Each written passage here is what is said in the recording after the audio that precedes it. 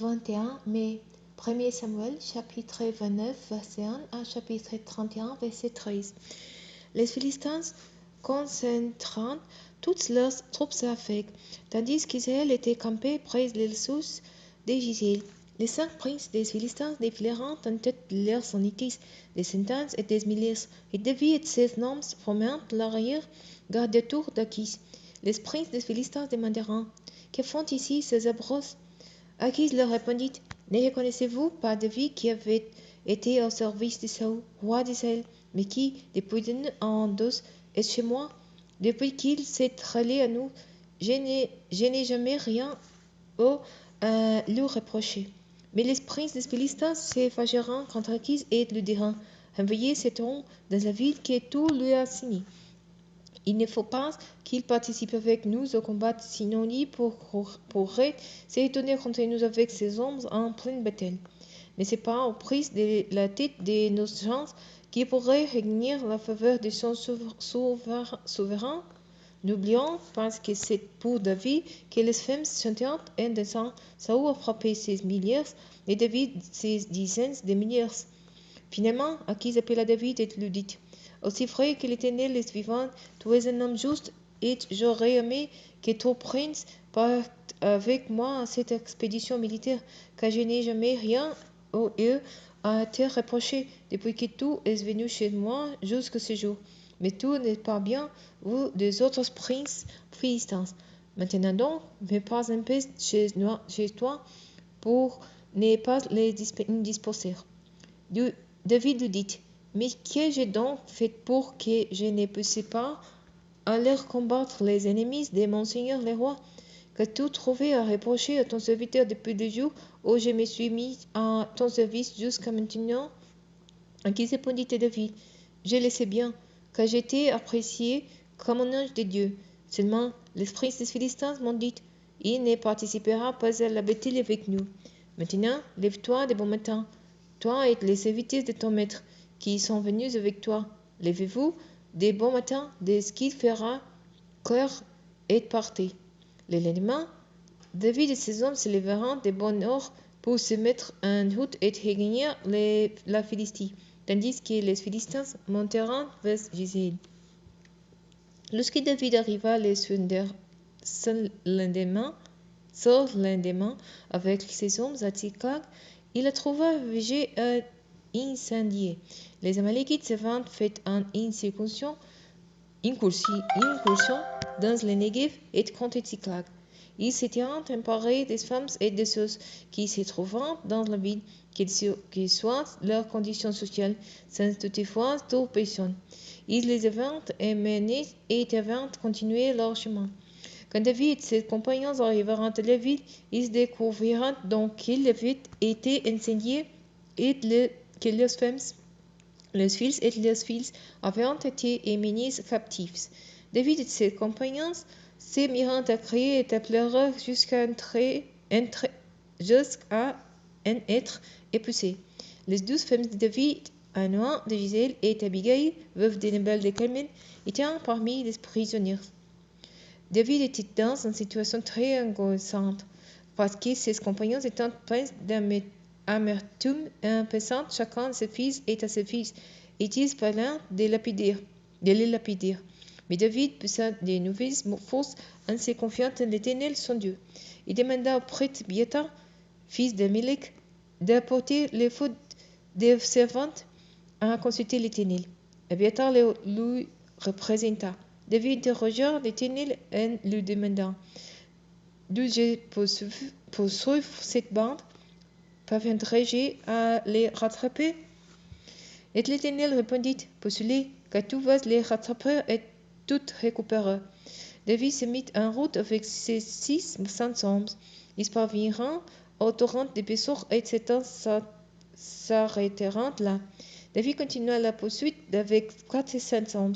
Les 200 autres, trop fatigués pour traverser les torrents de Besor, restèrent sur place. Les hommes se rencontrèrent dans la campagne en Égyptien. Ils l'amèneront et David lui donnera du pain, qui mangeait et de l'eau.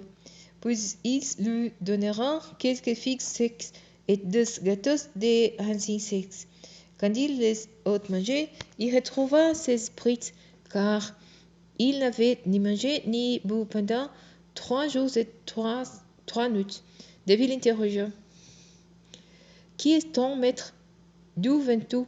Je suis un jeune Égyptien, répondit-il, esclave d'un Amalékite. Mon maître m'a abandonné parce que je suis tombé malade il y a 3 jours. Nous venions de faire un razzia dans le sud du pays des Chrétiens, dans le territoire de Juda et dans le désert de Caleb. Nous avons aussi incendié Tsiklag. David lui demanda, veux-tu me guider jusqu'à cette bande? Jure-moi, par Dieu, que tu ne m'éteras pas et que tu ne me livreras pas à mon maître, lui répondit l'Égyptien, et je te conduirai jusqu'à Os.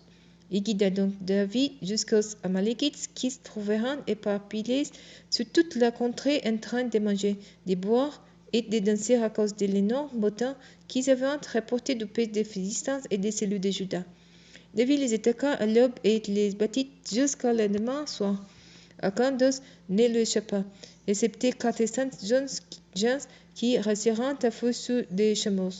David récupéra tout ce que les Amalékites avaient pris. Il délivra ainsi ses 12 femmes. Personne ne manqua à l'appel, ni petit ni grand, ni fil ni fil. Ils trouvèrent également tous les butins qui leur avaient été levés. David ramena toutes. Il s'empara aussi de toutes les grosses et les menus bétails. Ceux qui marchant en tête de ses troupeaux disant, voilà les butins de David. David revint vers les 200 hommes qui avaient été trop fatigués pour les suivre et qui étaient restés au torrent de Bessour. Ils virent au devant de David et de ceux qui l'accompagnaient. David s'approcha d'eux et les salua. À ce moment, un groupe de warriors et de mauvais sujets qui avaient accompagné David se mirent à dire, puisqu'ils ne sont pas venus avec nous, on ne leur donnera rien du bâton que nous avons récupéré, sauf leurs femmes et leurs enfants, qu'ils les emmènent et qu'ils s'en allant.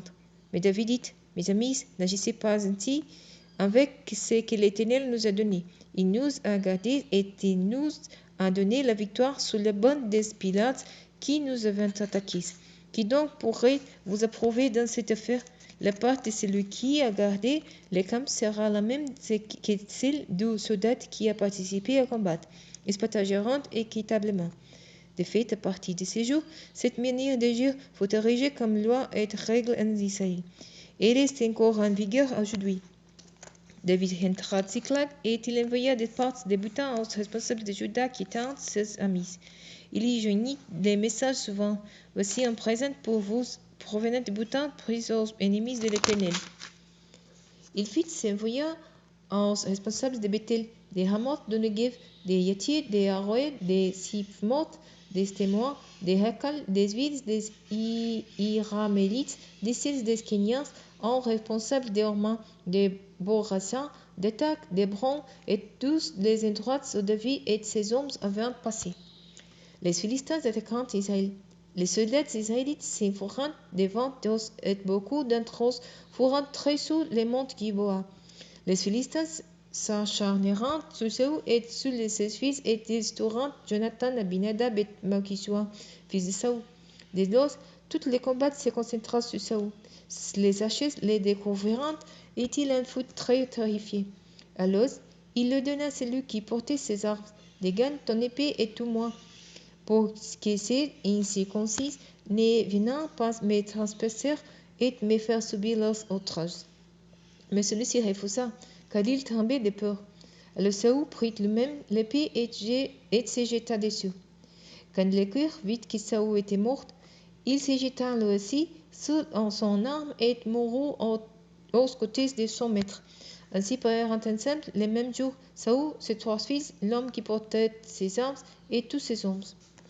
Quand les Israélites qui habitaient de l'autre côté de la vallée et ceux qui s'étaient fixés au-delà du Jourdain virent que l'armée d'Israël était en déroute et que Saül et ses fils étaient morts, ils abandonnèrent les villes et prirent la fuite.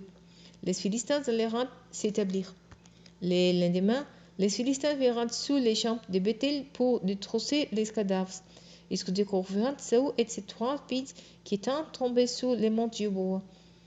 Ils coupèrent la tête du roi et les dépouilleront de ses armes. Ils firent annoncer la nouvelle de leur triomphe à travers toutes les pièces de Philistins dans les temples de leurs idoles et parmi la population.